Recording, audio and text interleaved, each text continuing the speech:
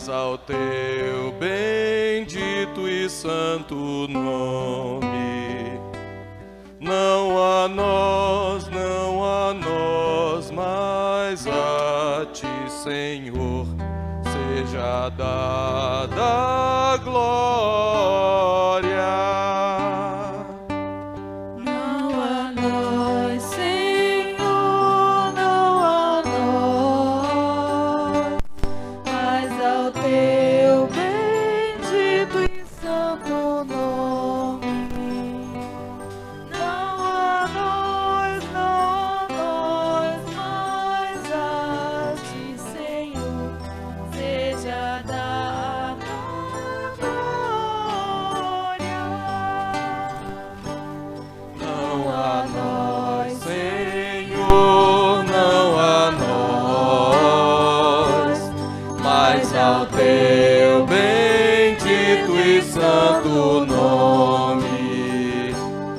Não a nós, mas a ti, Senhor, seja dada a glória.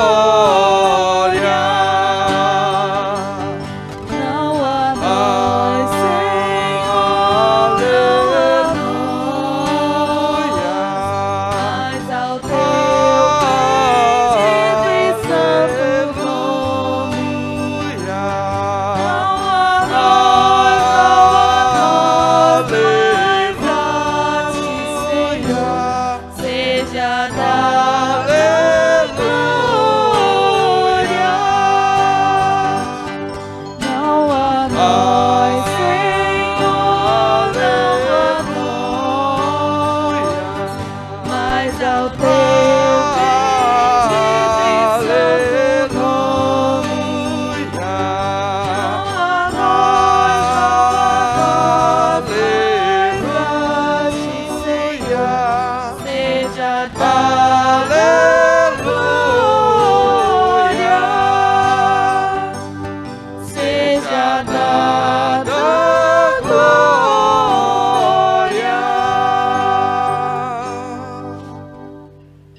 Tributai ao Senhor, filhos de Deus. Tributai ao Senhor glória e força.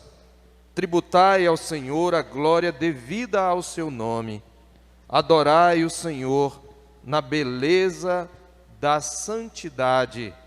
Amém.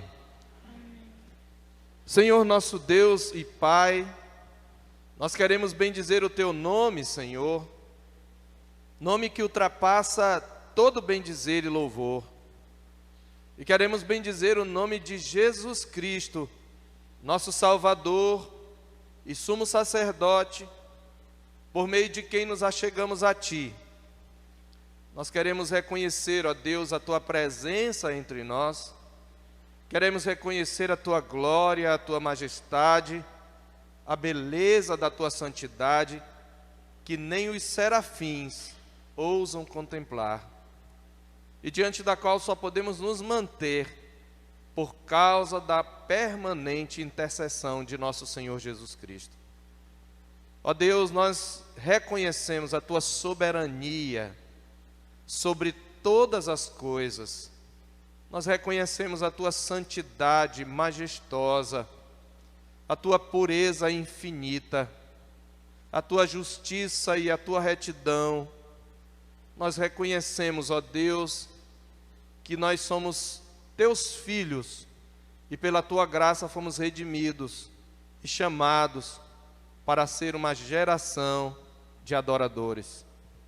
E Tu nos deste o privilégio, Senhor, de neste dia, que é o dia do Senhor, termos este momento em Tua presença de deleite, este momento de prazer e alegria.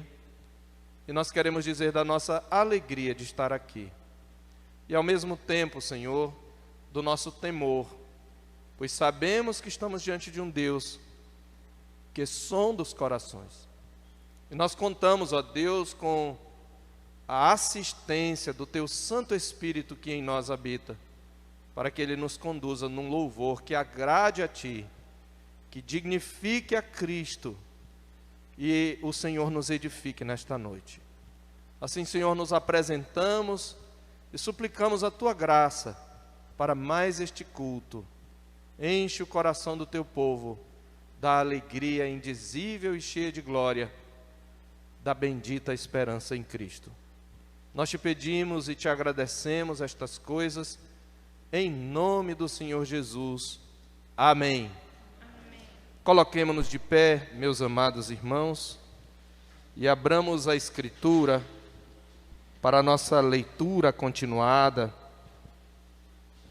em Levítico,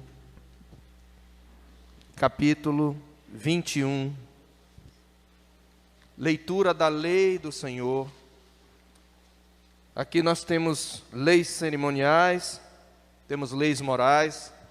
De qualquer maneira, a lei do Senhor nos foi dada para que tenhamos conhecimento da extensão da nossa pecaminosidade e assim possamos correr para Cristo. Então, preparando-nos para este momento de contrição, leiamos a Escritura em Levítico capítulo 21, ao final de cuja leitura a igreja confirmará dizendo amém.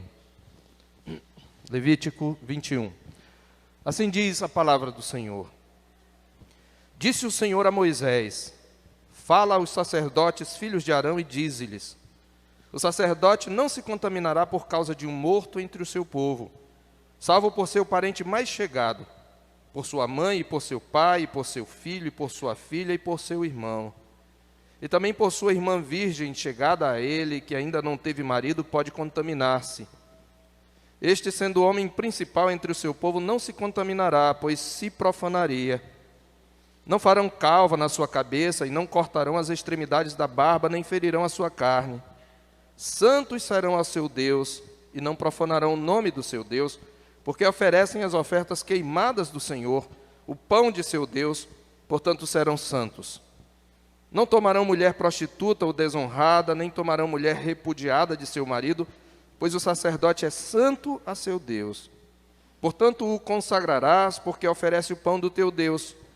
Ele vos será santo, pois eu, o Senhor, que vos santifico, sou santo. Se a filha de um sacerdote se desonra prostituindo-se, profana a seu pai, será queimada. O sumo sacerdote entre seus irmãos, cuja cabeça foi derramada, sobre cuja cabeça foi derramado o óleo da unção, e que for consagrado para vestir as vestes sagradas, não desgrenhará os cabelos, nem rasgará as suas vestes. Não se chegará a cadáver algum, nem se contaminará por causa de seu pai ou de sua mãe. Não sairá do santuário, nem profanará o santuário do seu Deus, pois a consagração do óleo da unção do seu Deus está sobre ele. Eu sou o Senhor. Ele tomará por mulher uma virgem, viúva ou repudiada, ou desonrada, ou prostituta, estas não tomará, mas virgem do seu povo tomará por mulher. E não profanará a sua descendência entre o seu povo, porque eu sou o Senhor que o santifico. Disse mais o Senhor a Moisés: fala a Arão, dizendo: ninguém dos teus descendentes, nas suas gerações, em quem houver algum defeito, se chegará para oferecer o pão do seu Deus. Pois nenhum homem em quem houver defeito se chegará. Como homem cego, ou coxo, ou de rosto mutilado, ou desproporcionado, ou homem que tiver o pé quebrado, ou mão quebrada, ou corcovado, ou anão, ou que tiver belida no olho, ou sarna, ou impingens, ou tiver testículo quebrado. Nenhum homem da descendência de Arão, o sacerdote, em quem houver algum defeito, se chegará para oferecer as ofertas queimadas do Senhor. Ele tem defeito, não se chegará para oferecer o pão do seu Deus. Comerá do pão do seu Deus, tanto do Santíssimo como do Santo, porém até o véu não entrará, nem se chegará ao altar, porque tem defeito, para que não profane os meus santuários, porque eu sou o Senhor que os santifico. Assim falou Moisés a Arão, aos filhos deste e a todos os filhos de Israel. Amém. Podem sentar, meus irmãos. Que Deus nos ensina é que Ele exige perfeição absoluta do seu povo, daqueles que se achegam a Ele. Quem, porém, é suficiente para estas coisas? Graças a Deus por nosso Senhor Jesus Cristo. Eu quero convidá-lo a curvar sua cabeça. e orar reconhecendo sua própria indignidade diante de Deus e da sua lei, e clamando para que o Senhor Jesus, o sangue do Senhor Jesus, possa purificar os nossos lábios e o nosso coração, a fim de que o nosso culto seja aceitável diante dele. Curvemos a cabeça e oremos.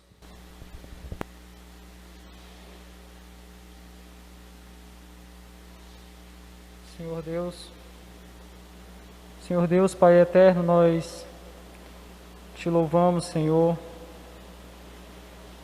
pela tua maravilhosa graça, Pai, pela tua bendita misericórdia. Te louvamos, Deus, porque tu estás presente entre nós, Senhor. Nós te louvamos, Senhor, porque tu és real. Te louvamos, Senhor, porque, como lemos na tua palavra, Pai, o Senhor é um Deus mais temível do que os falsos deuses. Os falsos deuses são criaturas, Senhor, dos homens. O Senhor, porém, criou os céus, criou a terra, criou tudo o que neles há, Pai. Nós reconhecemos, Senhor, a tua grandeza, a tua santidade, Pai. A forma como o Senhor tem conduzido a história do teu povo, Pai. E nós reconhecemos, Senhor, que nós somos indignos de estar na tua presença, Pai. Nós não merecemos estar aqui, Senhor. Mas o Senhor, com tua infinita misericórdia, Pai, nos alcançou com tua graça e entregou o teu Filho Jesus Cristo, Pai, para que nele nós possamos ter um livre acesso, Senhor, ao trono da graça, Pai. E nele nós podemos te cultuar, te bendizer, Pai, porque nele nós alcançamos justiça, Senhor. Nós queremos, Senhor, reconhecer o nosso pecado, nossa falha, e reconhecer o nome do teu Filho Jesus Cristo, Pai. Pedindo que o Senhor olhe para nós através do teu Filho, e que o Senhor nos veja santo, Pai, para que esse culto seja aceito pelo Senhor, para que os nossos louvores cheguem ao Senhor, Pai, e que seja tudo agradável ao Senhor, como um aroma suave às tuas narinas, Pai. Nós reconhecemos, Senhor Deus, a nossa condição de pecado, Pai, e queremos te pedir, Deus, que nos justifique com o sangue do teu Filho Jesus Cristo, Pai, o Cordeiro Santo que morreu por nós. E é no nome dele, Senhor, que nós oramos agradecidos. Amém. Amém. Coloquemo-nos de pé, meus irmãos, para uma leitura do Salmo 89, Salmo de número 89, com alegria, com fervor, mantendo a nossa mente voltada para o Senhor que está presente aqui de maneira real. Nós leremos alternadamente o Salmo 89, promessa do reino messiânico a Davi.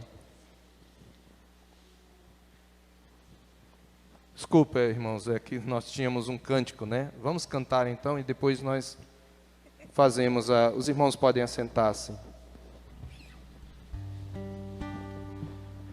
Antes de ler o Salmo 89, nós vamos celebrar o perdão de Deus cantando Adoramos.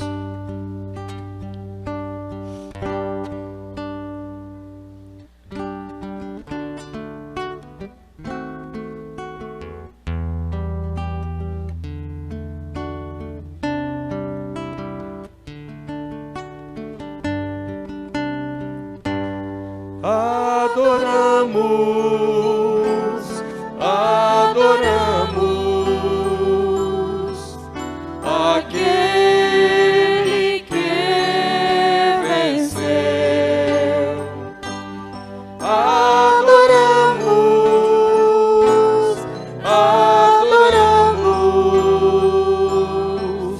a Cristo vencedor. Mais uma vez, adoramos. Adoramos, adoramos aquele que venceu. Adoramos, adoramos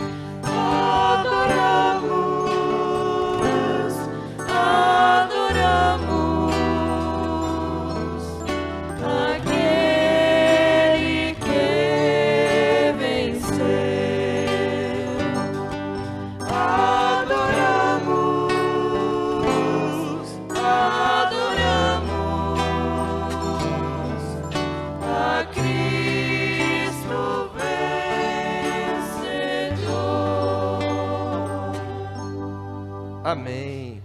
Agora coloquemos-nos então de pé para a leitura do Salmo 89, alternadamente, até o versículo 17.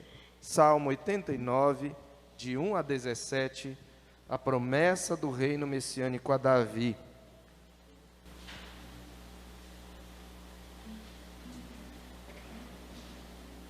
Leiamos alternadamente com alegria. Cantarei para sempre as tuas misericórdias, ó Senhor. Os meus lábios proclamarão a todas as gerações a tua fidelidade. Pois disse eu, a benignidade está fundada para sempre, a tua fidelidade tu confirmarás dos céus, disseram. Fiz aliança com o meu escolhido e jurei a Davi, meu servo.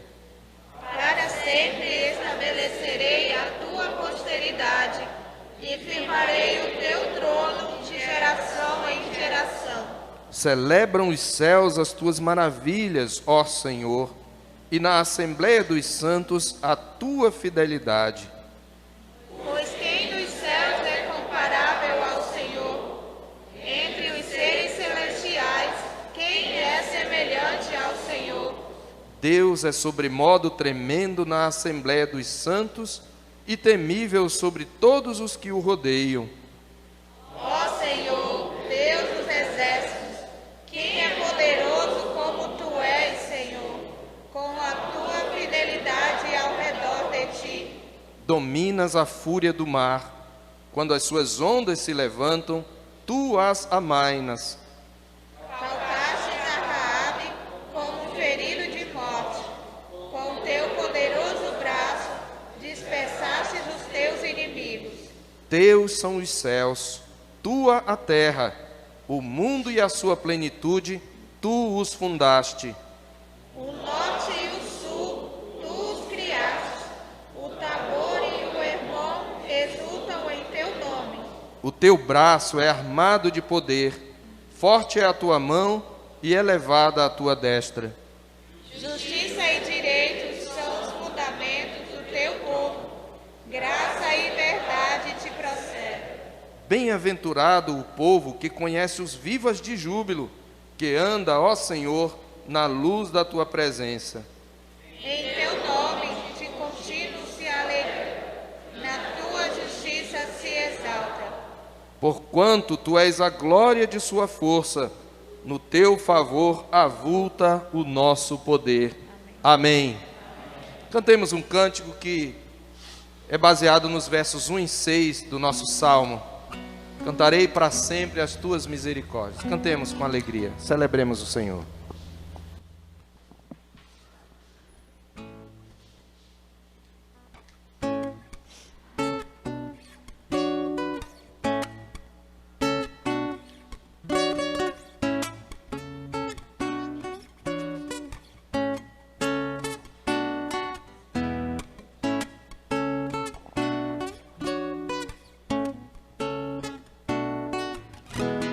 Cantarei para sempre a tua misericórdia.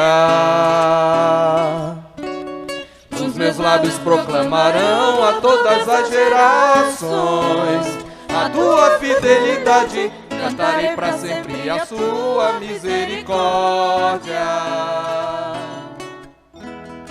Os meus lábios proclamarão a todas as gerações o teu amor. Quem é comparável a ti, Senhor? Quem é poderoso como tu és? O Senhor é Deus dos exércitos. Por isso estamos aqui aos teus pés.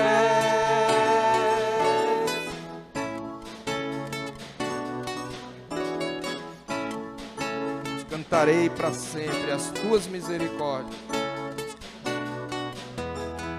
Cantarei para sempre a tua misericórdia. Os meus lábios proclamarão a todas as gerações a tua fidelidade. Cantarei para sempre a tua misericórdia. Os meus proclamarão a todas as gerações o teu amor. Quem é comparável a ti, Senhor? Quem é poderoso como tu és? O Senhor é o Deus dos exércitos, por isso estamos aqui aos teus pés. Quem é comparável a ti? Quem é comparável a ti, Senhor? Quem é poderoso como tu és? O Senhor é o Deus dos exércitos, por isso estamos aqui aos teus pés.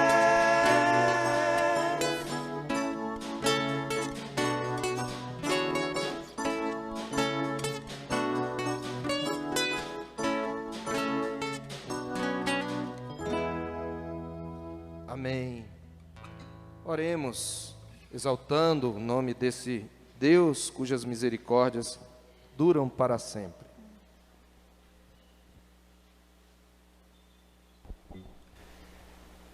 Bendito seja o teu nome, ó Deus de graça, Deus de misericórdia. Como é prazeroso, ó Deus, para nós cantar as tuas maravilhas, cantar os teus atributos, ó Deus. Bendito seja o teu nome em toda a terra, porque só tu, ó Deus, é o Deus digno de ser louvado e de ser adorado. Todas as coisas, ó Pai, foram criadas para o teu louvor. O fim principal do homem é glorificar o teu santo nome. E a tua palavra diz assim que sentir prazer no Senhor eternamente. Que privilégio, ó Deus.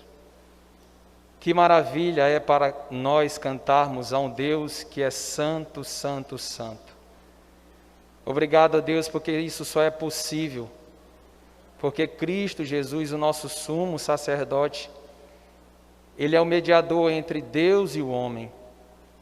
Ó Deus, recebe os nossos louvores, as nossas adorações. Isso aqui, Senhor Deus, é para o Senhor está no centro da nossa vida. Ao Senhor seja a honra, a glória e o louvor pelos séculos dos séculos. Amém. Amém. Podem sentar.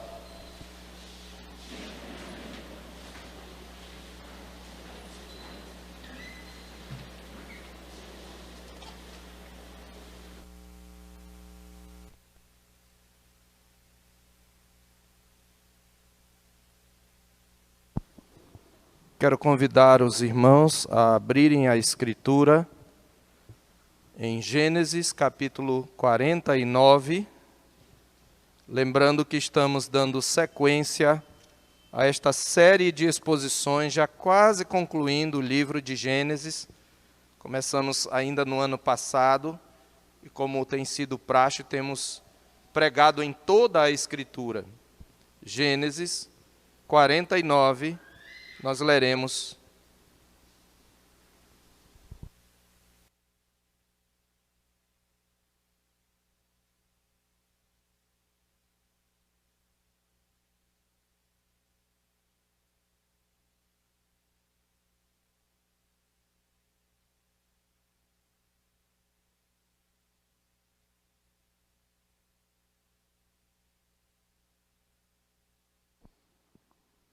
Nesta noite eu quero compartilhar com os irmãos acerca do testamento do justo.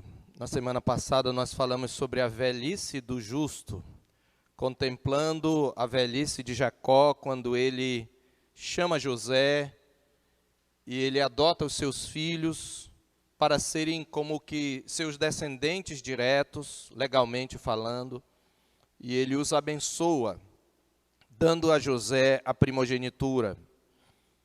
E hoje nós veremos sobre o testamento do justo. Qual é a herança do justo para os seus filhos?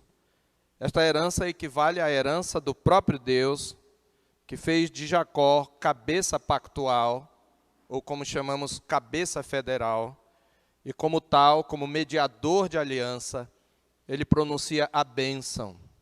Então, o testamento do justo consiste em bênção por herança. A bênção é a herança. E ele então abençoa os seus filhos, e nós vamos aprender um pouco sobre as bênçãos de Deus sobre o seu povo escolhido, que devem ser passadas dos pais para os filhos.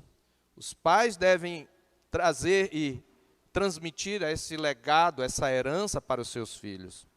Assim nós leremos Gênesis 49. Depois chamou Jacó a seus filhos e disse: Ajuntai-vos, e eu vos farei saber o que vos há de acontecer nos dias vindouros. Ajuntai-vos e ouvi, filhos de Jacó. Ouvi a Israel, vosso pai. Rúben, tu és meu primogênito, minha força e as primícias do meu vigor, o mais excelente em altivez e o mais excelente em poder. Impetuoso como a água, não serás o mais excelente, porque subiste ao leito de teu pai e o profanaste. Subiste à minha cama. Simeão e Levi são irmãos. As suas espadas são instrumentos de violência. No seu conselho não entre minha alma, com seu agrupamento minha glória não se ajunte. Porque no seu furor mataram homens, e na sua vontade perversa jarretaram touros. Maldito seja o seu furor, pois era forte, e a sua ira, pois era dura. Dividi-los-ei em Jacó e os espalharei em Israel. Judá, teus irmãos te louvarão. A tua mão estará sobre a cerviz de teus inimigos. Os filhos de teu pai se inclinarão a ti. Judá é leãozinho, da presa subiste, filho meu. Encurva-se e deita-se como leão e como leoa. Quem o despertará? O cetro não se arredará de Judá, nem o bastão de entre seus pés, até que venha Siló, e a ele obedecerão os povos. Ele amarrará o seu jumentinho à vide, e o filho da sua jumenta à videira mais excelente. Lavará as suas vestes no vinho e a sua capa em sangue de uvas.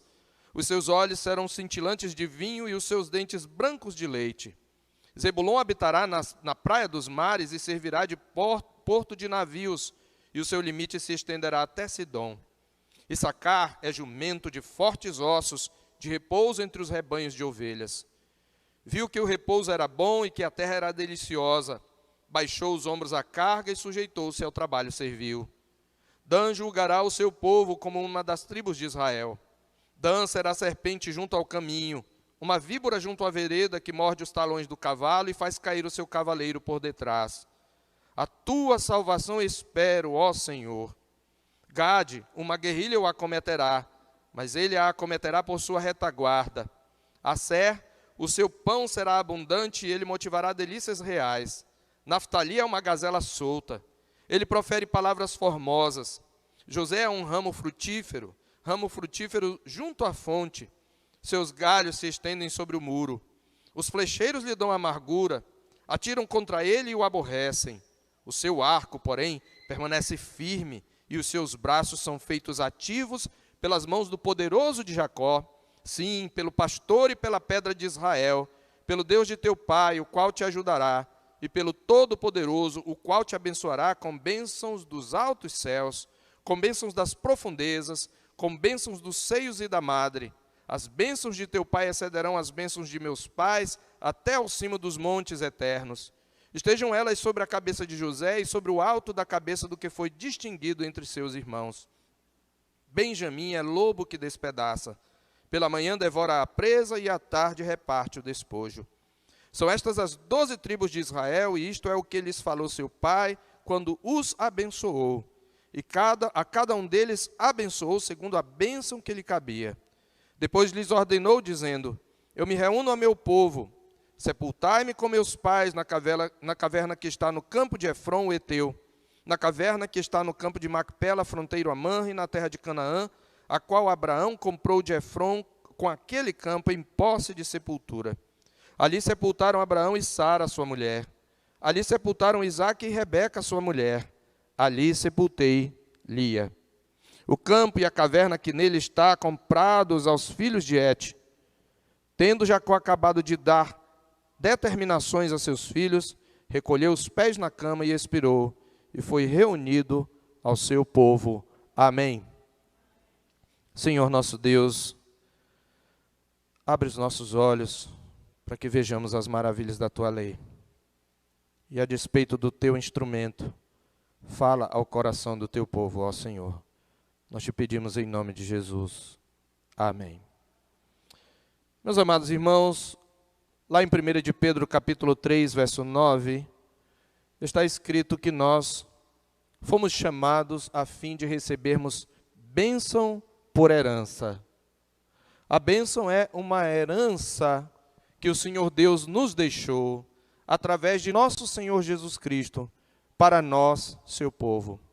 A palavra de Deus mesma nos diz que nós devemos ter os nossos olhos abertos e receber de Deus espírito de revelação e de sabedoria no pleno conhecimento do Senhor, para sabermos qual a riqueza, qual a esperança do seu chamamento, qual a riqueza da glória da sua herança nos santos e qual a suprema grandeza do seu poder. Isso está em Efésios capítulo 1, a partir do verso 15. Esta é a oração de Paulo, para que o povo de Deus tenha os olhos abertos para conhecer a riqueza da glória, da herança que Deus tem entre os santos. Na verdade, por um lado, nós somos herança do Senhor, que Ele deu a Jesus Cristo. Por isso ele fala acerca do Pai, acerca de todos os que me deste, na sua oração sacerdotal. Mas por outro, Cristo é nossa herança, e nós herdaremos novos céus e nova terra. Assim, a bênção de Deus é a grande herança dos filhos de Deus. O que nós temos aqui diante de nós são as chamadas, conhecidas bênçãos proféticas de Jacó. Mas, em primeiro lugar, e antes de tudo, nós podemos considerar isto um testamento. O testamento é aquele documento que um patriarca, antes de morrer, lavra, manda que lavre e assine, e no qual ele coloca os seus últimos desejos. E neste testamento ele normalmente reparte a herança para seus filhos. Isto não é mais muito comum hoje em dia nas famílias tradicionais de anos passados, talvez de século. Isto acontecia mais, e algumas vezes, isto muitas vezes era até lido, quando ele ainda estava vivo, ele falava diante dos seus filhos os seus últimos desejos e pronunciava as suas últimas bênçãos. Mas esse testamento de Jacó, ao contrário do que talvez acontece com os testamentos neste mundo, é o testamento do justo. E ele não consiste de coisas que Jacó pessoalmente desejava ou sonhava para seus filhos em particular, embora muitas dessas coisas fossem coisas que de fato ele tenha desejado. Mas este testamento consiste naquilo que Jacó deseja da parte do Senhor para os seus filhos, e mais do que isto, trata-se de uma palavra profética do Senhor, dada aos filhos de Israel, que vai cumprir-se nas tribos das quais aqueles filhos viriam, as 12 tribos de Israel. Claramente o texto começa e termina em prosa, e todo o texto, na verdade, é em poesia, e a introdução e a conclusão enfatizam isto. No verso 1, por exemplo, depois chamou Jacó a seus filhos e disse: ajuntai-vos e eu vos farei saber o que vos há de acontecer nos dias vindouros. Ajuntai-vos e ouvi, filhos de Jacó, ouvi a Israel, vosso pai. E no verso 28, o próprio narrador, Moisés, aqui nos diz: são estas as 12 tribos de Israel, e isto é o que lhes falou seu pai, quando os abençoou, a cada um deles abençoou, segundo a bênção que lhe cabia. Essa palavra bênção era também ligada à terra. E aqui Jacó, nas suas bênçãos proféticas, chega a determinar, de maneira um pouco mais geral, não tão detalhada, mas de maneira geral, as regiões onde as tribos iriam habitar. Isto é, não só um ato de fé que Jacó demonstra, pois ele está na terra do exílio, mas ele tem a esperança, a confiança de que ele voltará para a terra que Deus lhe prometeu, ele dali será uma grande nação e receberá aquela terra em possessão. Mas não só isso, Jacó está aqui pronunciando as bênçãos de Deus sobre o seu povo. Ele é um mediador pactual. Ele é também um abençoador, ele é um portador da bênção, e ele está preparando um legado para a próxima geração. E ele está dizendo o que cabe a cada um deles. Então nós vemos aqui um progresso de Abraão, passando por Isaac até Jacó. Você lembra que Abraão morreu com apenas uma porção da terra como sua possessão de fato. Abraão experimentou as primícias do cumprimento da promessa de Deus, primeiro na descendência, ao ter um filho, que seria o pai de Jacó. Mas depois na terra, porque ele comprou em posse de sepultura, que é mencionado aqui no final do capítulo, ele comprou em posse de sepultura dos filhos de Et a caverna de Macpela e o campo fronteiro a ela, que pertencia aos filhos de Et. E aquela foi a primeira porção de terra possuída, de fato, por Abraão. E ali foram enterrados todos os patriarcas. Aquilo era um penhor da parte de Deus, e nós temos mensagem referente a isso lá no YouTube. Mas agora Jacó faz mais do que simplesmente comprar uma terra. Ele reparte, por assim dizer, a terra aos seus filhos. E ele faz isso antecipadamente. Então essas bênçãos de Jacó, podemos dizer, são bênçãos escatológicas, se referem a tempos futuros. Por isso, no verso 1, ele diz: ajuntai-vos e eu vos farei saber o que vos há de acontecer nos dias vindouros. Essa expressão dias vindouros, ela ocorre em Isaías, se não me engano, capítulo 2, verso 2, com a tradução os últimos dias. O que Jacó está falando tem cumprimento, resguardado, esperado, para muito além do seu tempo. Essa, meus irmãos, é a terceira de uma tríade de bênçãos de Jacó aqui em Gênesis. A primeira foi sobre Faraó, cumprindo inauguralmente, provisoriamente, a palavra de Deus a Abraão: em ti serão benditas todas as nações da terra. José já tinha sido bênção, porque tinha dado mantimento a todas as nações que vinham a ele comprar no Egito. Mas Jacó também, no capítulo 47, verso 7, quando ele se encontra com Faraó, a Bíblia diz: e Jacó abençoou a Faraó. A segunda dessa tríade é a bênção de Jacó sobre Efraim e Manassés, os filhos de José, no capítulo 48, versos 15 a 16. Ele adota os filhos de José, há uma cerimônia, vimos isso na semana passada, na mensagem passada. Ele adota os filhos de José, há uma cerimônia formal de adoção ali, quando ele os toma entre seus joelhos, quando ele os beija e os abraça, e quando ele os abençoa. Ele coloca a porção maior da bênção sobre Efraim. Aqui, mais uma vez, o mais novo é maior do que o mais velho, para que o propósito de Deus quanto à eleição prevalecesse, não por obras, mas por aquele que chama, como Paulo vai falar em Romanos 9, acerca de Jacó e Esaú. Mas agora, ele traz aqui o pronunciamento das bênçãos aos seus filhos. E essas bênçãos, elas consistem, em termos literários, na mais longa poesia do livro de Gênesis. Tudo isso é uma poesia, mas isso não quer dizer que não seja real. Muitas palavras proféticas e muitos oráculos eram entregues ao povo em forma de poesia. E então, nós temos aqui uma poesia, e elas são também profecias acerca dos filhos de Jacó e das respectivas tribos que deles se formariam. Essas bênçãos, elas formam jogos de palavras com os nomes deles, ou então fazem comparação com animais. E os nomes e ações dos 12 filhos, eles na verdade pressagiam o destino das tribos que deles viriam. Então ele normalmente liga por algum tipo de comparação, de jogo de palavras, a gente chama às vezes de paronomásia. Ele coloca o nome, por exemplo, Judá, os teus irmãos te louvarão. Porque Judá é uma palavra que significa louvor, porque quando Lia o teve, ela disse: esta vez louvarei ao Senhor. Se bem que ali ela não estava louvando de fato, ela estava dizendo: agora eu vou louvar ao Senhor, porque meu marido vai se juntar a mim, mas isso não aconteceu. Mas o nome dele acabou tendo um outro sentido nessa bênção profética de Jacó. Então, o nome e as ações dos 12 filhos de Jacó vão pressagiar o destino das tribos. E embora tenha tido, meus irmãos, um início de vida mais indigno do que seu pai, e aqui nós vemos, você lembra, nós ficamos, eu não sei os irmãos, mas eu quando estudava o texto e quando pregava, nós ficamos escandalizados com a forma como a graça de Deus mantém-se firme sobre Jacó, apesar dele ser, como já dissemos, um santo sem pedigree. Apesar dele não ser tão digno quanto seu pai, quanto seu avô. Quando olhamos um homem da envergadura de Abraão e mesmo Isaac, que andou nas pisadas do seu pai, apesar dos deslizes que eles tiveram, nós vimos homens de grande envergadura espiritual. Mas Jacó era um homem a quem nós jamais pensaríamos que Deus iria abençoar.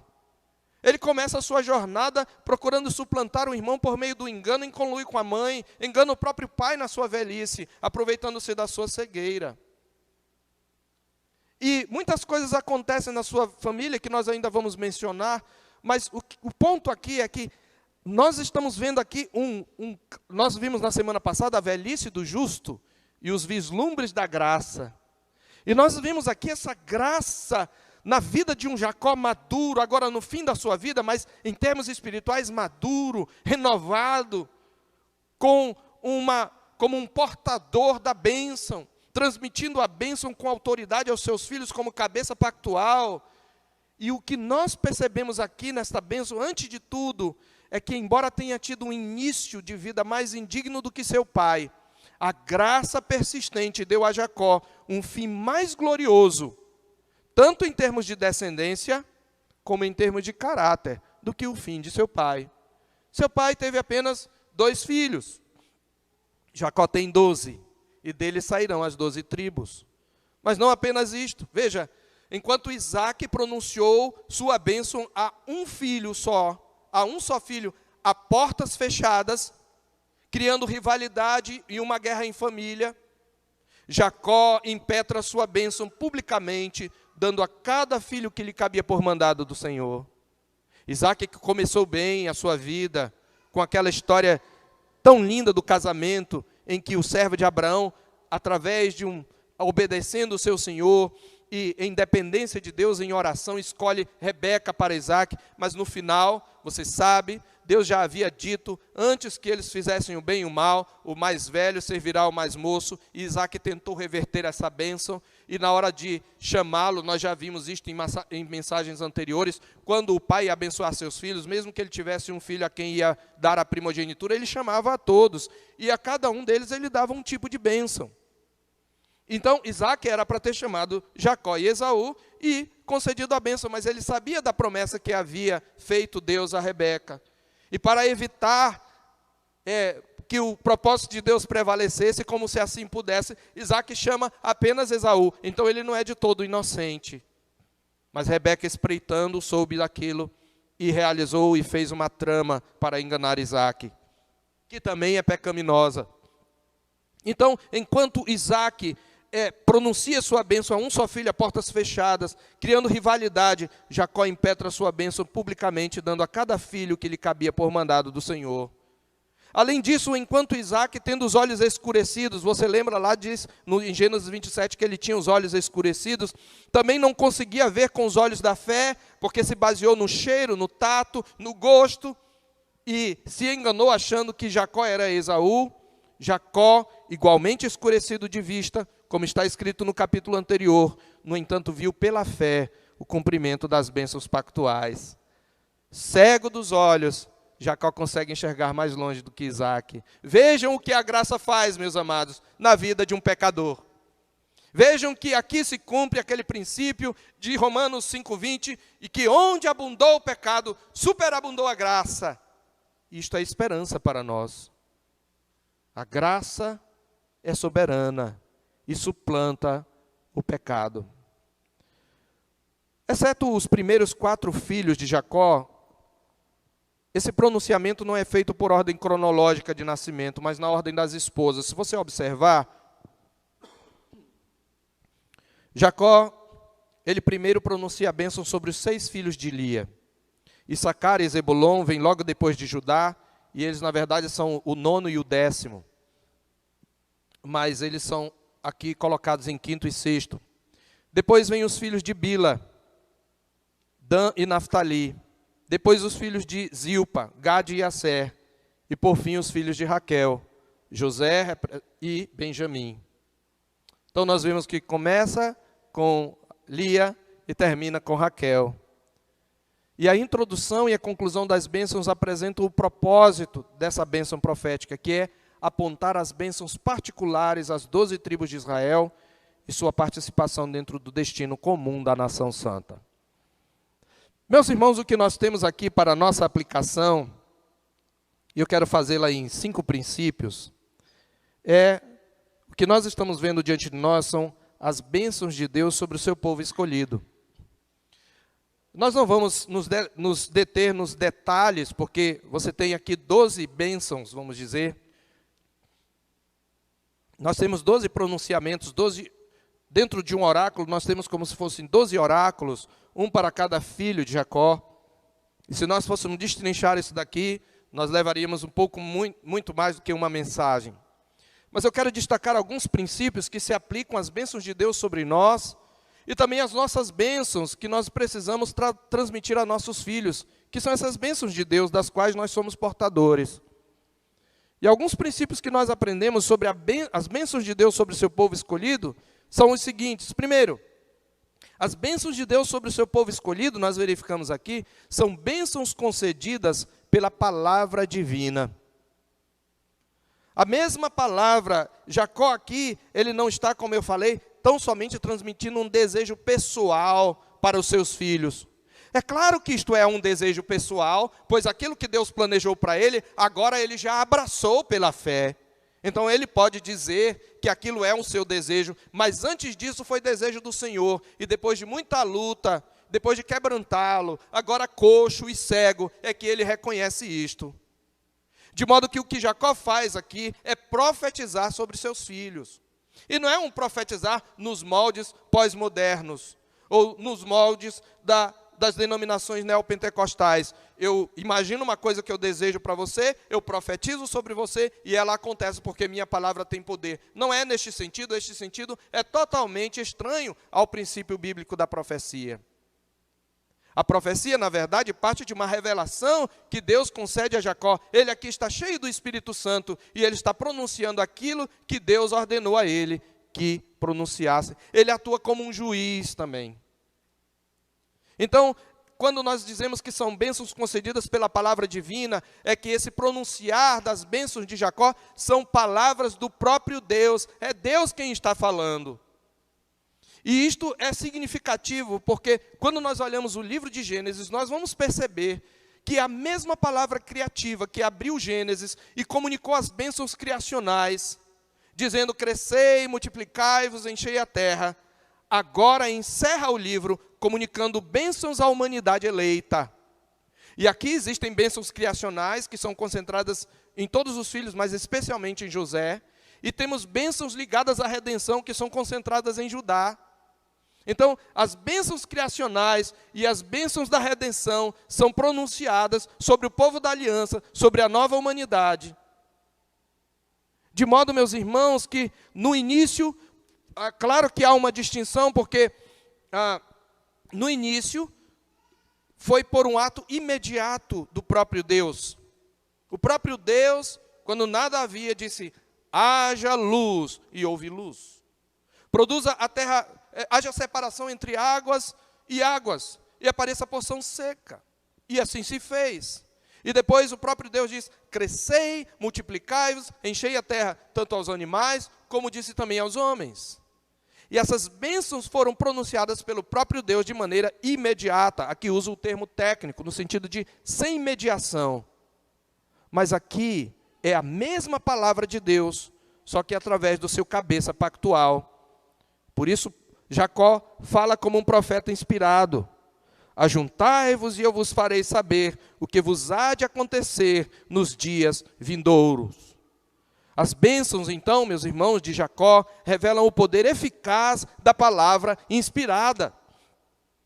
Aqui está um princípio para nós da inspiração das Escrituras, meus irmãos. Porque é isso que a palavra de Deus fala sobre si mesma. Se você observar, você verá que lá em 1 de Pedro, eu quero que você abra lá, ou em 2 de Pedro, capítulo 1, Pedro se refere a profetas, e Jacó aqui está atuando como um profeta. No capítulo 1 da sua epístola, ele diz no verso 19, no verso 20, sabendo primeiramente isto, nenhuma profecia da Escritura, veja, a profecia de Jacó está na Escritura, não é? Está aqui em Gênesis. Ele diz, capítulo 1, verso 20, 2 de Pedro, sabendo primeiramente isto, que nenhuma profecia da Escritura provém de particular elucidação. Essa palavra elucidação significa interpretação. Nenhuma profecia registrada na Escritura provém de uma mera interpretação do homem acerca das coisas ao seu redor. Não é fruto, ele está dizendo, da mente humana. Ele continua, porque nunca, olha a ênfase de Pedro, olha a redundância, nunca, jamais, qualquer profecia foi dada por vontade humana, nem é fruto de interpretação humana, nem é fruto da vontade humana. Isto inclui as bênçãos proféticas de Jacó. Pelo contrário, entretanto, homens santos falaram da parte de Deus, movidos pelo Espírito Santo. Então, essas bênçãos de Jacó, a própria Escritura interpreta, tudo vem de Deus. É por isso que a palavra de Deus diz, a Escritura, pois toda a Escritura é inspirada por Deus, e útil para o ensino, para a repreensão, para a correção, para a educação na justiça, a fim de que o homem de Deus seja perfeito e perfeitamente habilitado para toda boa obra. As bênçãos de Deus, meus irmãos, elas fluem para o seu povo através da palavra de Deus. Não temos mais hoje profetas que trazem a palavra de Deus diretamente para o seu povo, pois isto não é necessário, eles deixaram registrado nas Escrituras. Mas nós temos na Escritura as bênçãos de Deus registradas. E se queremos profetizar sobre nossos filhos, nós devemos fazê-lo lendo para eles e pregando para eles a Escritura. Como eu já disse hoje pela manhã, pois é a mesma mensagem, eu fiz a seguinte proposta: pai, você quer profetizar sobre seus filhos? Você quer uma profecia para profetizar sobre os seus filhos? Chega para o seu filho e diga: meu filho, se com tua boca confessares Jesus como Senhor, e em teu coração creres que Deus o ressuscitou dentre os mortos, serás salvo. Esta é a palavra profética que a Escritura nos ensina. Filho meu, se aceitares contigo as minhas palavras e esconderes contigo o meu mandamento, para fazeres atento à sabedoria o teu ouvido, inclinares o coração ao entendimento. Se tu clamares por inteligência e por entendimento, alçares a voz. Se buscares a sabedoria como a prata e como a tesouros escondidos a procurares, então entenderás o temor do Senhor e acharás o conhecimento de Deus. Profetize a Escritura, porque a palavra da bênção é a palavra da promessa que está na Escritura. Paulo faz isto, ele diz isto lá em Romanos capítulo 8, ou capítulo 9, capítulo 9. Quando ele está falando da rejeição de Israel, ele fala no verso 9, porque a palavra da promessa é esta: por esse tempo virei e Sara terá um filho. Por isso ele fala no verso 8, isto é, os filhos de Deus não são propriamente os da carne, mas devem ser considerados como descendentes os filhos da promessa. E em todo o capítulo 9 até o 11, Paulo vai desenvolver a doutrina da eleição, mas vai também desenvolver a teologia da promessa. É por isso que lá no capítulo 10, ele culmina falando que a palavra está perto de ti, no capítulo 10, verso 8, a palavra está perto de ti na tua boca e no teu coração, isto é, a palavra da fé que pregamos, se com tua boca confessares Jesus como Senhor, e em teu coração creres que Deus o ressuscitou dentre os mortos, serás salvo. Então, o que nós aprendemos aqui, em primeiro lugar, é isto, é que a palavra da bênção, a bênção de Deus para o seu povo, ela flui através da sua palavra. Por isso que nós precisamos ler a palavra, nós precisamos estudar a palavra, nós precisamos pregar a palavra aos nossos filhos. Esta é a bênção. É assim que passaremos o legado da promessa. Em segundo lugar, nós aprendemos destas bênçãos proféticas de Jacó, que as bênçãos de Deus ao seu povo são concedidas inteiramente pela graça. Esta é uma verdade que já conhecemos, não é? Sola gratia é um dos princípios da reforma protestante. Mas nunca é demais nós relembrarmos que estas bênçãos, elas não são concedidas por qualquer merecimento. Pense na família de Jacó, a começar do pai. O currículo vitae dessa família jamais a tornaria candidata a receber essas bênçãos. Se nós pensássemos numa família para ser a herdeira das bênçãos a Abraão e ser bênção para todos os povos, olhando para os filhos de Jacó, você consegue enxergar gente que pode ser bênção para os povos? Lembremos-nos, Jacó no início da sua vida é um enganador, um trapaceiro, que puxa pelo calcanhar do irmão. Depois ele tem filhos num momento que são frutos de um triângulo amoroso, ou um quadrado amoroso, sei lá, porque entram as duas concubinas das suas mulheres, que por ele disputam o seu amor.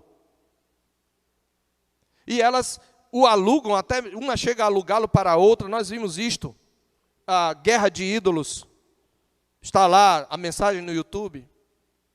E Lia o tempo todo fez do amor de Jacó seu ídolo, e Raquel fez de filhos o seu ídolo, e elas disputavam entre si.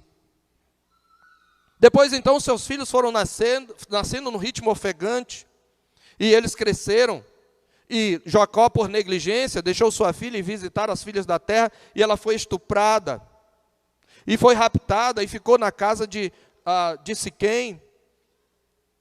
E nós sabemos que Simeão e Levi, que eram filhos de irmãos de Diná por pai e mãe, porque era ela filha de Lia, e ele também, eles, a traição, usando um símbolo sagrado que é a circuncisão, um sacramento na velha aliança, eles com dolo respondem aos filhos de Siquém, fazem uma aliança falsa, e juntos eles cometem uma chacina. Depois disto, a palavra de Deus nos diz que Rúben subiu ao leito de seu pai e deitou-se com Bila. Esta, além de ser uma espécie de impulso passional, carnal de Rúben, é também um ato de usurpação, porque esse ato de possuir a concubina de seu pai era uma forma de tentar usurpar o lugar do pai. Era assim que se considerava na cultura. E diz, e Israel o soube, mas Jacó não fez nada naquele momento. Depois disto, nós vemos toda a trama dos irmãos de José contra ele, para impedir que os sonhos que Deus colocou em seu coração, a revelação de Deus a ele não se cumprisse. Os irmãos traem, Jacó bebe do seu próprio veneno, eles traem a José, eles fingem que ele morreu, eles o vendem para o Egito. Judá, por sua vez, aparta-se dos seus irmãos por um tempo, casa-se com mulheres pagãs, tem filhos malignos que são mortos pelo Senhor por sua malignidade, e acaba tendo descendência da sua própria nora. E ali começa uma trajetória de conversão de Judá, como nós já vimos em mensagens anteriores. Como uma família assim pode ser abençoada? Nós somos aliancistas, não é, meus irmãos? E como aliancistas que nós somos, nós consideramos Israel a igreja do Velho Testamento. Nós temos uma igreja aqui. Uma igreja de 70 membros. Que igreja? Mas é sobre esta igreja de pecadores, indignos, que Deus pronuncia a bênção, para que ela seja bênção para todas as nações. Isto é graça. As bênçãos do Senhor sobre o seu povo são concedidas por graça. Em terceiro lugar, as bênçãos do Senhor sobre o seu povo são bênçãos que, no entanto, por outro lado, não desconsideram a gravidade do pecado, nem anulam suas consequências. Eu vou repetir. Apesar de que, por um lado, as bênçãos do Senhor são derramadas sobre o seu povo, por graça, apesar da indignidade do seu povo, essas bênçãos não desconsideram nem a gravidade do pecado e nem anulam suas consequências. É interessante isso. Ao mesmo tempo que Deus nos abençoa, os nossos pecados têm consequência. Nós estamos, aqueles que estão em Cristo, estão livres para sempre do inferno. No entanto, como diz a nossa confissão de fé, os servos de Deus podem por um tempo cair e permanecer em trevas. E nesse período eles podem trair a aliança do Senhor. Eles podem escandalizar a outros, eles podem entristecer o Espírito Santo de Deus, eles podem envergonhar o nome de Cristo e atrair sobre si juízos temporais. E mesmo voltando para Deus, eles podem sofrer muitas consequências dos seus pecados para o resto da sua vida. Então nós temos que tomar cuidado com o pecado.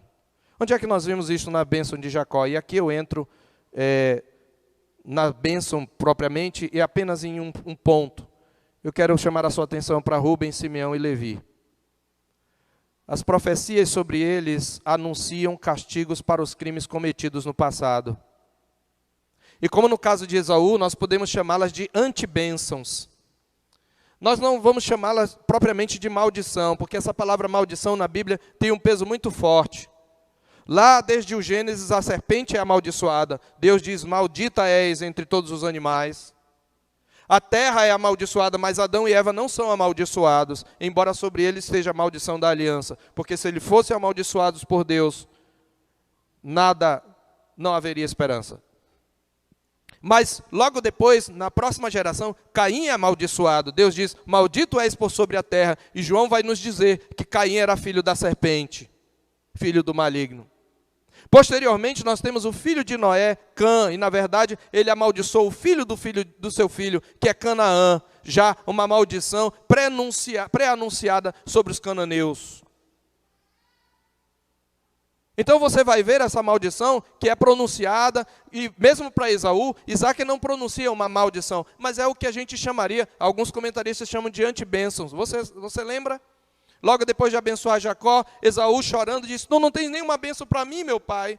E o pai lhe disse, longe dos lugares férteis será a tua habitação.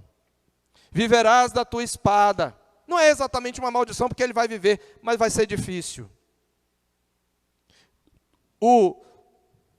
Tu servirás ao teu irmão, mas quando tu sacudires o jugo da sua serviço, tu vai ser liberto, mas vai ser difícil. E aqui o que nós temos é de novo Jacó agora profetizando antibênçãos para Rúben. E aqui, queridos, há um jogo de palavras em que eu diria que Jacó, não de maneira desonesta, mas por ordem de Deus, puxa o tapete de Rúben. Rúben, você sabe, Simeão e Levi são os três na ordem de primogenitura. Rúben é o primeiro, é o primogênito. Depois nós temos Simeão e Levi. E os filhos de Jacó, eu quero que você imagine, eles estão ansiosos por ouvir as bênçãos. O que cabe a nós? Naquela cultura era normal eles pensarem, o que nosso pai vai nos trazer, o que ele vai nos dar, o que ele vai passar para nós, o que cabe a mim. Cada um deles certamente estava pensando nisso. E então ele começa a falar, veja que o que ele fala certamente vai enchendo o coração de Rúben de orgulho talvez. Veja o que ele diz, Rúben, e ele fala direto para Rúben, tu és o meu primogênito. Se você olhar, na maioria das bênçãos aqui, ele se dirige na terceira pessoa aos filhos. Mas aqui para Rúben, também para Judá, ele se dirige diretamente. Rúben deve estar lá. José é vestido com vestes reais, e os outros com vestes normais. Rúben, tu és o meu primogênito. Opa! Tem palavra boa aí para mim. Minha força e as primícias do meu vigor. Jacó era novo, está falando do seu vigor sexual. Você é o primeira fecundação, as primícias do meu vigor, o mais excelente em altivez e o mais excelente em poder é agora Jesus. Eu recebo, amém, aleluia, glória a Deus. Eu estou contextualizando aqui, mas foi mais ou menos esse o sentimento de Rúben. Aí vem a pancada.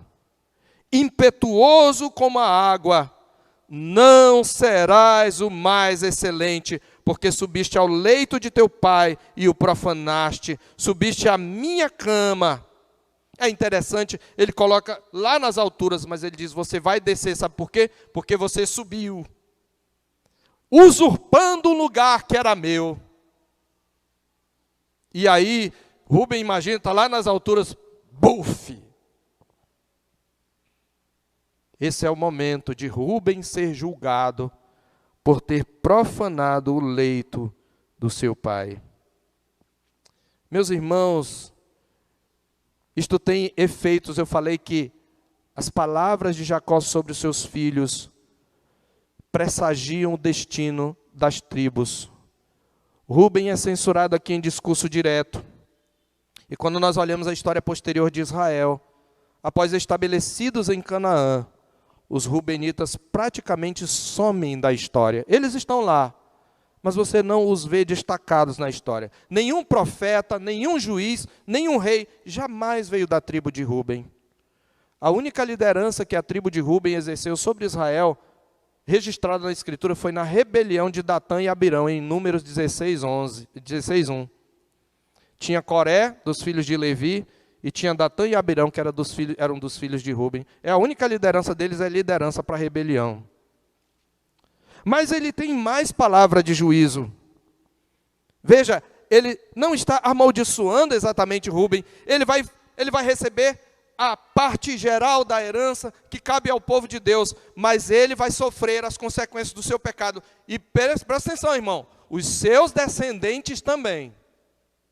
Os seus descendentes também. Simeão e Levi, ele diz, ele já começa derrubando, né? Ele não faz nenhum elogio. Simeão e Levi são irmãos, é a única coisa que ele fala. Sabe o que ele está dizendo? Simeão e Levi eram filhos de Lia. Por pai, então eram irmãos por parte de pai e de mãe. E ao que parece, eles eram mais grudados um no outro. É por isso que quando fazem a trama da chacina, fazem os dois, e lideram os dois. Embora os filhos de Jacó tivessem tomado os despojos, os outros filhos. Mas por quê? Sempre você tem na igreja aqueles irmãozinhos que andam juntinhos, né? Presta atenção numa coisa, irmão. Cuidado com as amizades que são baseadas só em química. Porque às vezes, quando a amizade se torna um ídolo, às vezes o meu amigo, dentro da igreja, pode me levar para o caminho do mal, pode contaminar meu coração. Cuidado. Estamos aqui novamente numa perspectiva aliancista, considerando uma igreja. A igreja tinha dois irmãozinhos que ficavam para lá e para cá. E um dia eles fizeram um plano e eles foram juntos e eles já retaram touros.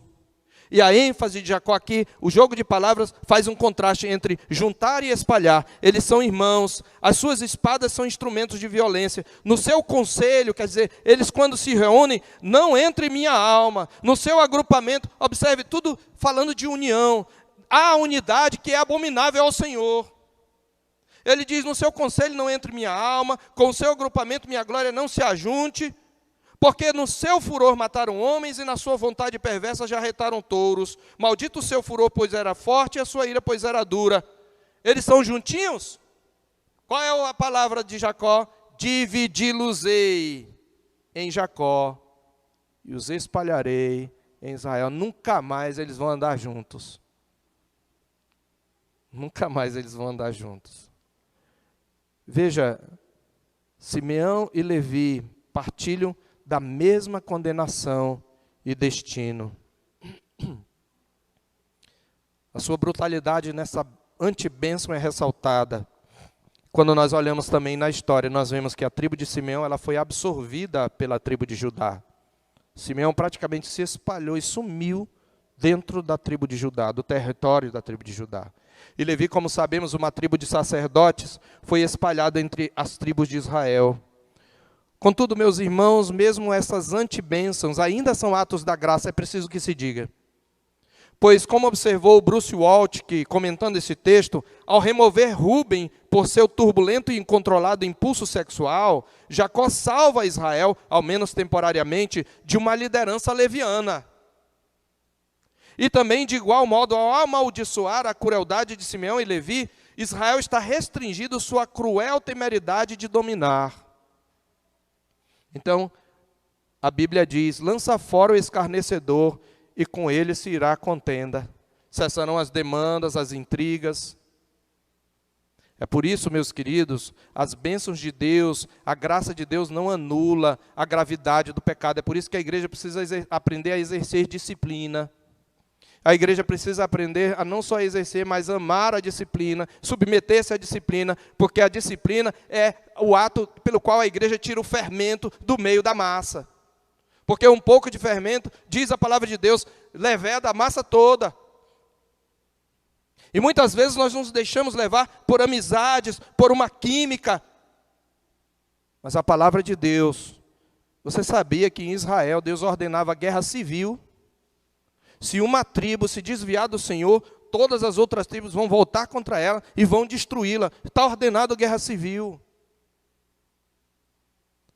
Porque a santidade do Senhor exige que o mal seja extirpado, que o rebelde contradizente, que o incorrigível quanto mais seja expulso do meio do povo de Deus. Porque a graça de Deus no meio do seu povo não anula o pecado. É claro que esses homens no final, eles são abençoados, mas a bênção deles é perturbada no sentido do seu desfrutar histórico pelos seus pecados. Em quarto lugar, as bênçãos de Deus sobre o seu povo, elas são comunicadas em espírito de oração e total dependência do Deus da promessa. É interessante que na linha central dessa longa poesia, se nós pudéssemos estruturar aqui a poesia no hebraico, assim dizem os estudiosos, na linha central dessa longa poesia, Jacó interrompe as bênçãos proféticas para falar com Deus no verso 18. Ele de repente para de se pronunciar sobre seus filhos e no verso 18, numa curta porém pungente oração, ele diz: a tua salvação espero, ó Senhor. E é curioso que a palavra que Jacó usa para salvação aqui também é a palavra para Salvador. A palavra hebraica para salvação é a palavra rochear. Mas quando a Bíblia fala Jeová é salvação, ela fala Yeshua. A palavra que Jacó usa aqui é Yeshua. A tua salvação, o teu Salvador, espero, ó Senhor. Essa é uma frase curta, mas que resume toda a esperança cristã. Jacó não está pronunciando as bênçãos de si mesmo. Ele está pronunciando bênçãos em espírito de oração e total dependência de Deus. E é assim que devemos receber as bênçãos e transmitir as bênçãos aos nossos filhos, em total dependência de Deus. E nessa expectativa, eu espero a tua salvação, ó Senhor. E em quinto e último lugar, as bênçãos de Deus sobre o seu povo escolhido são bênçãos que fluem através do cabeça pactual sobre a sua semente. As bênçãos do Senhor sobre o seu povo escolhido, elas fluem através do cabeça pactual sobre sua semente. Primeiramente, nós temos aqui o próprio Jacó. Jacó, agora maduro, é cabeça pactual. E ele, com a autoridade de cabeça pactual, ele transmite sobre o seu povo. Como eu falei, a Igreja Presbiteriana do Brasil é uma igreja aliancista. Sua teologia é como nós chamamos teologia federal, ou teologia da aliança. Nós entendemos que Deus, todo relacionamento de Deus com seu povo se estrutura através de alianças. Ele fez uma aliança da criação com Adão. Uma aliança que é chamada na nossa confissão de fé de pacto de obras, pois Adão poderia obedecer se assim o quisesse. Mas uma vez Adão caindo, Deus se interpôs com um pacto de graça, de levantar da semente da mulher um homem que iria suplantar a serpente. E Deus então, esta única aliança da criação, na verdade, é uma aliança só. Deus então estabeleceu a aliança da graça, e ele fez então aliança com os vários mediadores pactuais. Ele fez a aliança com Noé, ou a aliança noaica da preservação. Ele fez uma aliança com Abrão, ou a aliança da promessa. Depois, quando Israel como nação, ele fez a aliança da lei, ou a aliança mosaica. Depois veio o reino e ele fez a aliança davídica, ou a aliança do reino. E então, com Cristo, ele traz a nova aliança. E todos aqueles a quem Deus chamou para ser cabeças pactuais, uma coisa importante é que, como a relação de cabeça pactual é de tal nível de solidariedade, que o representante, os atos do representante têm efeitos sobre os representados. Os atos do cabeça têm efeito sobre sua semente. É por isso que nós herdamos o pecado de Adão. É por isso que nós herdamos a corrupção de Adão e a condenação de Adão. Porque Adão era um cabeça pactual. O seu ato de desobediência teve efeitos sobre toda a humanidade que dele veio. E todas as vezes que nós vamos ver a história dos patriarcas e de todos aqueles que nós chamamos de personagens messiânicos, que são mediadores pactuais, os atos deles sempre trazem consequências, boas ou ruins, sobre seus filhos. Agora, Jacó, maduro, traz um pronunciamento de bênção. Mas a gente vê nisso dois cabeças pactuais aqui que se destacam. Nós vemos Judá e nós vemos José. Uma coisa que é interessante é que quando ele falou de Rúben e disse, você não vai ser mais o mais excelente, certamente Simeão e Levi pensaram, opa, é a minha vez, eu sou o próximo na ordem. Mas ele disse, não vocês. E aí então ele diz, Judá. E você lembra de Judá no verso 10? Nós sabemos que Judá não começou pronto, um mediador pactual pronto. Mas nós acompanhamos a conversão de Judá no capítulo 38 de Gênesis, quando ele, confrontado por sua nora, diz, ela é justa, eu não. Há ali um princípio de arrependimento.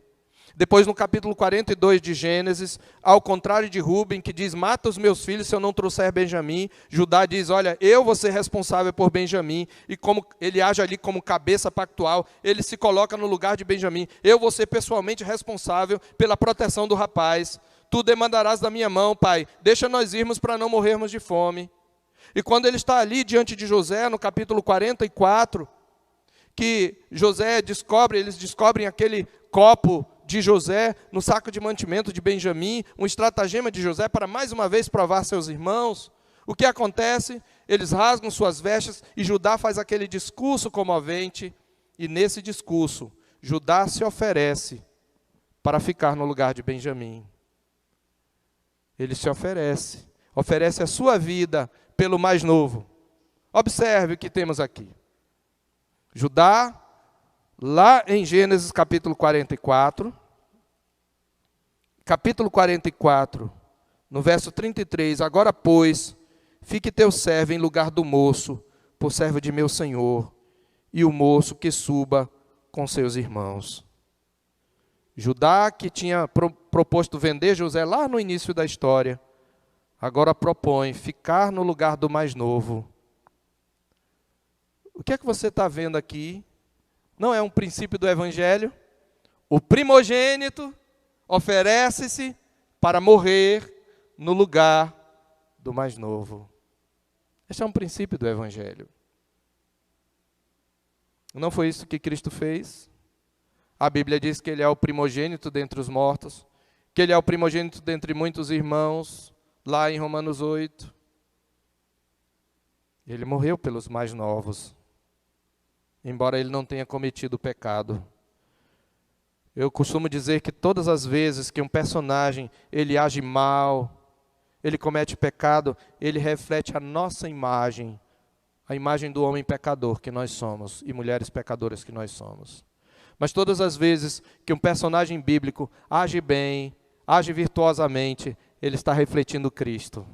E isto também acontece conosco. Quando você age virtuosamente, não é o seu querer que está sendo ali exercido, é o querer do Espírito Santo, é Cristo brilhando em você. E por causa desse crescimento, então tem um pronunciamento de uma bênção especial para Judá. Judá, teus irmãos te louvarão, a tua mão estará sobre a cerviz de teus inimigos. Os filhos de teu pai, os outros se inclinarão a ti. Essa é uma profecia messiânica, queridos. Judá é leãozinho, da presa subiste, filho meu, encurva-se como leão, encurva-se e deita como leão e como leoa. Quem o despertará? O leão sempre foi um símbolo de majestade e vai ser agora um símbolo para a tribo de Judá. E aí o verso 10, a profecia messiânica. O cetro não se arredará de Judá, nem o bastão de entre seus pés, até que venha Siló, e a ele obedecerão os povos. O cetro fala da autoridade real. Ele está aqui dizendo, de Judá virá a autoridade real, de Judá virá o rei, a quem obedecerão todos os povos. E essa expressão até que venha Siló, essa expressão Siló, ela é fruto de disputa entre os comentaristas. Mas talvez a tradução melhor seria, até que venha aquele a quem ele pertence. Até que venha aquele a quem ele pertence. Mas uma coisa que os comentaristas são quase unânimes é que ele está falando do Messias. Até que venha aquele que é o herdeiro por excelência, que é o rei por excelência. Veja o alcance das bênçãos de Jacó. E depois ele vai trazer uma bênção especial sobre José, mas as bênçãos pronunciadas sobre José são bênçãos mais criacionais. Mas é uma bênção excelente também. Aliás, desses 25 versículos que a bênção toma, a partir do verso 3, 5 versículos são dedicados a Judá e 5 a José. Eles ocupam a maior parte dessa profecia. E ele diz para José: José é um ramo frutífero junto à fonte. Seus galhos se estendem sobre o muro, os flecheiros lhe dão amargura, atiram contra ele e o aborrecem. Seu arco, porém, permanece firme e seus braços são feitos ativos. Mas não pela mão dele, mas não por sua virtude, pelas mãos do poderoso de Jacó, sim pelo pastor e pela pedra de Israel, pelo Deus de teu pai, o qual te ajudará, e pelo Todo-Poderoso, o qual te abençoará, com bênçãos dos altos céus, com bênçãos das profundezas, com bênçãos dos seios e da madre. As bênçãos de teu pai excederão as bênçãos de meus pais, até o cimo dos montes eternos. Estejam elas sobre a cabeça de José, e sobre o alto da cabeça do que foi distinguido entre os irmãos. Você lembra da capa que distinguia José e os irmãos com inveja? Ele não vai reinar sobre nós, não. E agora ele está ouvindo Jacó, não mais exercendo sua vontade carnal, mas exercendo a vontade do Senhor que havia escolhido José. E José com as vestes reais diz: esse é o mais distinguido dos irmãos. E a primogenitura foi de José. Nós encontramos isto lá no livro de 1 Crônicas, capítulo 5. Só para nós abrirmos lá rapidamente, para nós conferirmos, que está escrito em 1 Crônicas, capítulo 5, versículo 1. Deixa-me ver aqui. 5, verso 1. Quanto aos filhos de Ruben, o primogênito de Israel, pois era o primogênito, mas por ter profanado o leito de seu pai, deu-se a sua primogenitura aos filhos de José, filho de Israel, de modo que na genealogia não foi contado como primogênito. Judá, na verdade, foi poderoso entre seus irmãos, e dele veio o príncipe, porém o direito da primogenitura foi de José. Nós sabemos, Judá e Efraim foram os cabeças do reino do sul e do norte, respectivamente. Você sabe que quando o reino se dividiu na época de Roboão, os profetas, quando falavam em Israel, às vezes usavam o termo Efraim, porque Efraim, cumprindo as profecias de Jacó, se tornou a tribo mais poderosa do norte e líder das tribos do norte. Por isso que às vezes os profetas se dirigiam a Israel falando com a sua tribo mais influente. Você pode ler lá, toda vez que fala Efraim, nas profecias, diz respeito a todo o reino do norte. Efraim foi uma grande tribo. E você lembra, quando aquela geração foi prostrada no deserto por sua rebelião, só 2 homens entraram na terra. Quem foram eles? Josué, filho de Num, da tribo de Efraim. Calebe, filho de Jefoné, da tribo de Judá. Aleluia! A promessa de Deus se cumpre. E sabemos que o rei veio de Judá e o Cristo veio de Judá. Ele é chamado de Leão de Judá. A própria bênção concedida através do cabeça pactual ensina este princípio. E no desdobramento da revelação, meus irmãos, quando Israel já é uma nação, o sumo sacerdote é designado mediador da bênção para os filhos de Israel. A ele se ordena que pronuncie a bênção sobre os filhos de Israel como cabeça pactual em Números 6, 24 a 26. O Senhor te abençoe e te guarde. O Senhor faça resplandecer o rosto sobre ti e tenha misericórdia de ti. O Senhor sobre ti levante o rosto e te dê a paz. E a própria nação de Israel é chamada para abençoar. E este princípio, ele culmina e se cumpre em Cristo. Porque Jacó age aqui como profeta. Eu falei do sacerdote. O rei também era alguém que era cabeça pactual, que abençoava. Pois lá em 1 Crônicas 16, 2, o rei abençoa o povo. Mas Cristo é profeta, sacerdote e rei. E ele abençoa a sua igreja.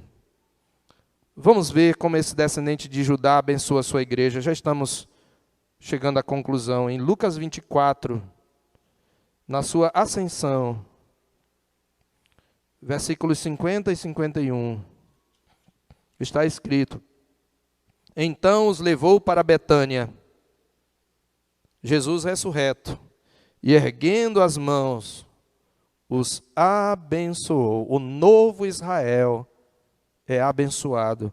Aconteceu que enquanto os abençoava, ia se retirando deles, sendo elevado para os céus. O leão de Judá, agora exaltado, subindo aos céus para assentar-se à destra do Pai, estende as mãos sobre a sua igreja, sobre o seu novo Israel, e o abençoa, para que ele seja portador das bênçãos do Senhor. Eu concluo, meus irmãos, trazendo apenas duas aplicações, pois já fizemos algumas aqui. Primeiro, a palavra da promessa nos foi dada. E como é que nós tomamos posse da palavra da promessa? Pela fé. Qual é a palavra da promessa? Eu já a mencionei. Se você abrir em Romanos 10, de 9 a 13, você verá a palavra de promessa de Deus para o seu povo. Essa é a palavra que o seu povo vai proclamar a todas as nações.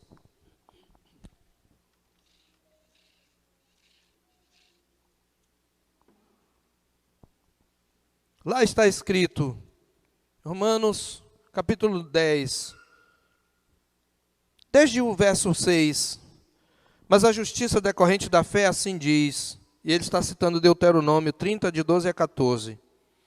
Não perguntes no teu coração, quem subirá ao céu, isto é, para trazer do alto a Cristo, ou quem descerá ao abismo, isto é, para levantar Cristo dentre os mortos. Lá o Senhor Deus diz, não perguntes quem vai subir, porque quem consegue cumprir a lei de Deus? Ele diz, porém que se diz? A palavra está perto de ti, na tua boca e no teu coração. Isto é, a palavra da fé que pregamos. Qual é essa palavra? Se com tua boca, presta atenção, meu amigo, você que não é crente em Cristo, eu não tenho certeza da salvação, você quer ser um herdeiro da promessa, se com tua boca confessares Jesus como Senhor, e em teu coração creres que Deus o ressuscitou dentre os mortos, serás salvo. Porque com a boca se confessa, porque com o coração se crê para a justiça, e com a boca se confessa a respeito da salvação. Porquanto a Escritura diz, todo aquele que nele crê não será confundido, pois não há distinção entre judeu e grego, uma vez que o mesmo é Senhor de todos, rico para com todos os que o invocam, porque todo aquele que invocar o nome do Senhor será salvo. Esta é a promessa. Nós sabemos disso por Gálatas 3, verso 13. Em Gálatas 3, Paulo diz que, tendo a Escritura previsto que Deus justificaria pela fé os gentios, pré-anunciou o Evangelho a Abraão. Qual o conteúdo do Evangelho pré-anunciado a Abraão? Em ti serão benditos todos os povos. E logo no versículo 13 ele diz, Cristo nos resgatou da maldição da lei, fazendo-se ele próprio maldição em nosso lugar, porque está escrito, maldito todo aquele que for pendurado no madeiro, para que a bênção de Abraão chegasse a nós, gentios, aos povos não judeus, em Jesus Cristo, e recebêssemos pela fé o Espírito prometido. Esta é a palavra da promessa. Pais, é por isso que nós temos que pregar o Evangelho a nossos filhos. Esta é a herança. Você talvez não possa deixar uma poupança para o seu filho. E talvez você deixe, mas que coisa terrível se ele tiver uma poupança gorda. Um dinheiro bem aplicado, um sistema de previdência, mas você não deixar para ele o legado da fé. Essa é a herança que deixamos para os nossos filhos. A palavra da fé que pregamos. E é isto que nós devemos transmitir aos povos. Devemos pregar o Evangelho. Nós somos chamados para receber bênção por herança. E por último, Eu volto a 1 de Pedro 3, 8 e 9, que mencionei no início, dizendo que fomos chamados para receber bênção por herança. Ali tem uma implicação para nós. Pedro está dizendo como nós devemos praticar o amor fraternal entre os irmãos. Finalmente, diz o verso 8, sede todos de igual ânimo, compadecidos, fraternalmente amigos, misericordiosos, humildes. Ele está falando da comunidade dos santos. Não pagando mal por mal ou injúria por injúria.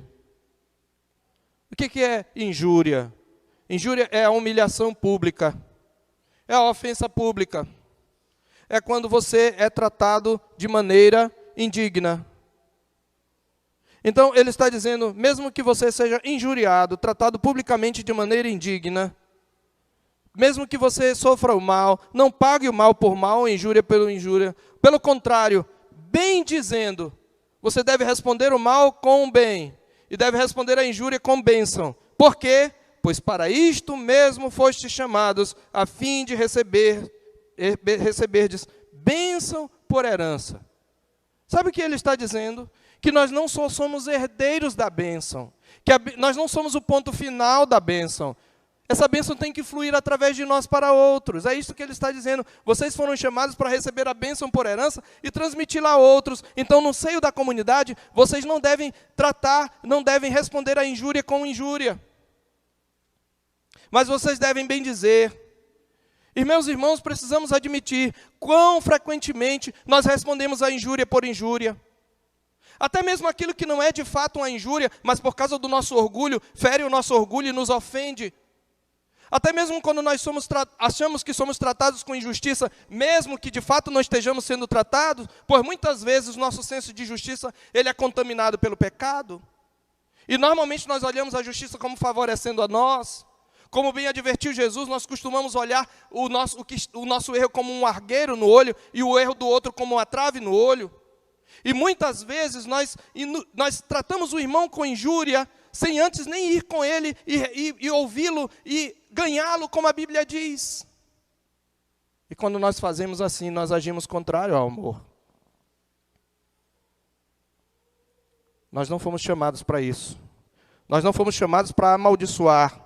A igreja pode e deve, sim, trazer uma palavra de juízo. Ela o faz formalmente, seguindo os preceitos de Jesus, lá em Mateus 18. Sim, a igreja, não numa questão pessoal, mas a igreja, por isso que a Bíblia diz, quando você tem um litígio, vai com teu irmão, se ele não te ouvir, leva 1 ou 2 pessoas, se ele não ouvir essas 2 pessoas, leva a igreja, se ele não ouvir a igreja, agora a igreja, como portadora da palavra do Senhor, como portadora do evangelho do Senhor, da verdade do Senhor, vai exortá-lo, se ele não se arrepender ou se ela não arrepender, considera-o como gentil e publicano. A igreja pode pronunciar, sim, juízo sobre o réu contradizente. Mas isto é outra coisa. E quando ela o faz, é Cristo quem está fazendo. Mas nas nossas questões pessoais, quando eu acho que sou tratado com injustiça, e eu respondo àquela injustiça que eu sofro com injúria, eu estou pecando. E eu estou negando o meu chamado. Eu fui chamado para receber bênção por herança. Eu sou pastor há 28 anos. No dia 4 de julho, eu completei 28 anos de ministério. E uma das minhas mais frequentes orações são: Senhor, não me permite murmurar contra o teu povo. E olha que não tem gente que conheça mais os defeitos da igreja do que o pastor. Ele tem que conhecer. Ele conhece todos o que a gente chama de podres. Os seus ouvidos ouvem segredos que muitos jamais suportariam ouvir. Mas eu disse sempre para o Senhor que eu nunca murmure contra a tua noiva, porque esse é o rebanho que ele comprou com seu próprio sangue. Fomos chamados para receber bênção por herança e para abençoar. E nós precisamos trazer de Deus essa bênção para os nossos filhos e uns para com os outros.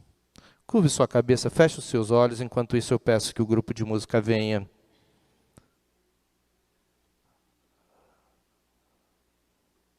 Ore ao Senhor agora. E conforme o Senhor falou ao seu coração, coloque a sua vida diante dele.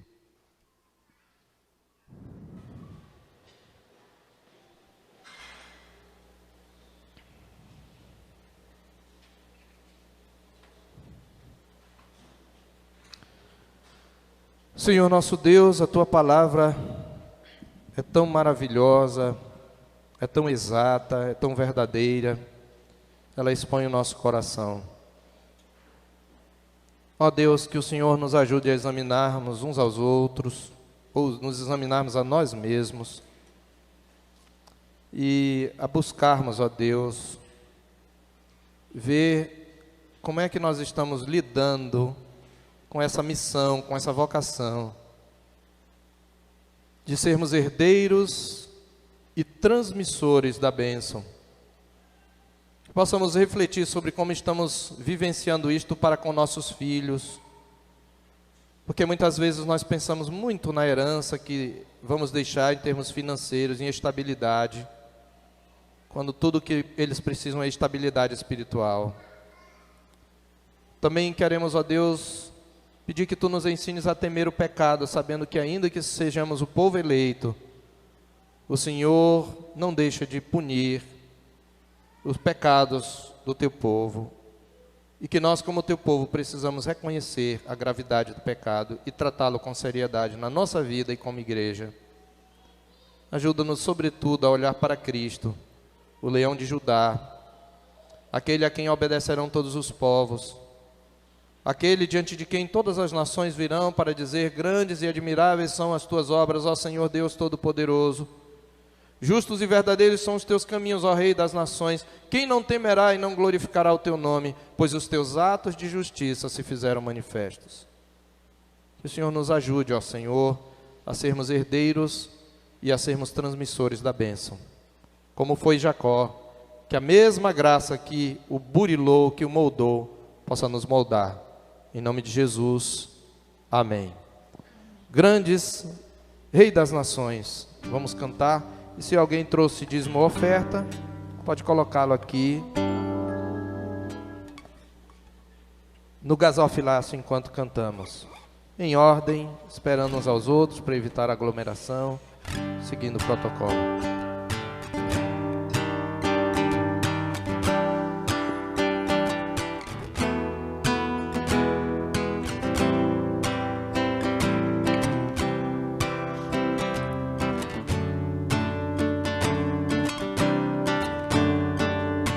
Grandes são as Tuas obras, Senhor, Todo-Poderoso. Justos e verdadeiros são os Teus caminhos. Grandes são as Tuas obras, Senhor, Todo-Poderoso.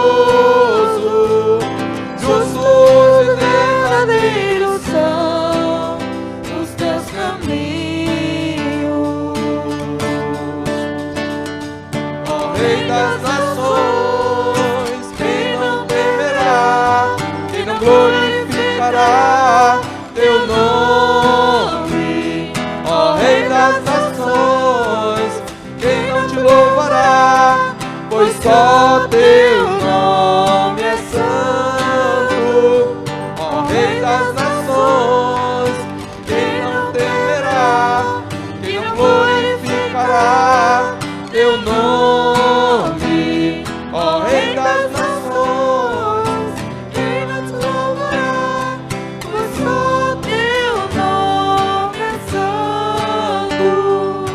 Todas as nações virão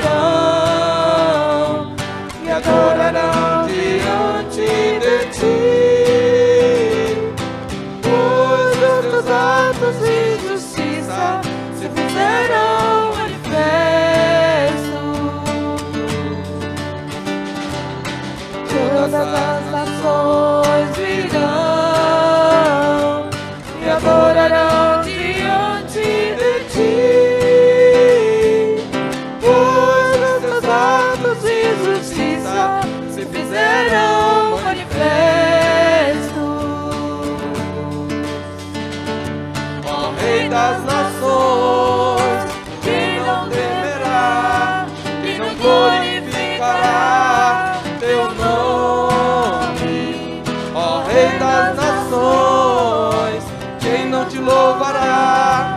pois só teu nome é santo, ó Rei das nações.